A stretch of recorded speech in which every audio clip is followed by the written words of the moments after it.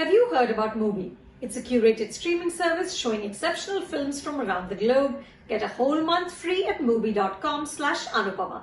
Chilean director Pablo Larraín's latest film Emma begins with the sound of burning. We then see Emma, a woman in her late 20s with bleached blonde hair, standing like a mythic figure with a flamethrower strapped to her back. She's literally firing. This act of arson alludes to fractured emotions. We want to know her better. We want to understand what demons drive her to destroy public property. We're instantly hooked. Larraín, whose earlier films include Jackie, which earned Natalie Portman a Best Actress Oscar nomination, and The Club, which won the Silver Bear at the Berlin Film Festival, is a master of ruptured mind states. Emma, played with a ferocious intensity by Mariana Di Girolamo, is complicated, emotionally opaque, confrontational, even unlikable. Larraín takes us into her head through images of startling beauty and strangeness captured by cinematographer Sergio Armstrong. The film isn't always coherent, but it's hypnotic. The story unfolds in the seaside city of Valparaiso. Emma is a reggaeton dancer. Her husband Gaston, a restrained and tragic Gael Garcia Bernal, is a choreographer who's 12 years older than her. The couple adopt Polo, a troubled young boy with disastrous results. He burns Emma's sister's face. A cat is found dead in the freezer.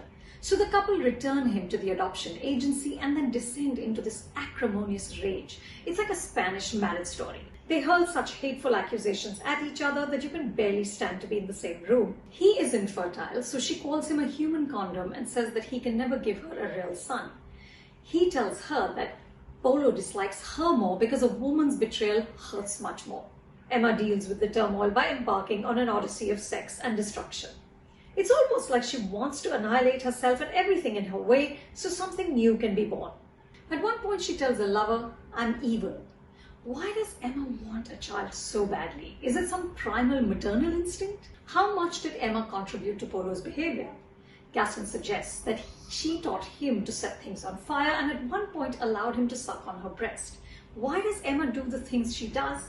Larraín doesn't provide any easy answers. But Emma's insistence on shaping her own destiny propels the film. Larraín filters Emma's emotional state through music, dance, and impressionistic images. Some sequences resemble music videos, so images are juxtaposed together not necessarily for a logical unity but to create a larger beat. The film, like the character, unfolds to its own tempo, which doesn't always work. By the second hour, Emma's frenzied life, which includes a fluorescent sex montage, loses its grip. Larraín's jugglery of colors, music, dance, and visuals overtakes the emotional undercurrents of the story. Style trumps substance, but I would urge you to stay with the film because it circles back to a climax which is at once surprising and satisfying. The film comes together as a conversation about what constitutes family. What are the impulses of motherhood? Tradition versus modernity. The body as a political tool.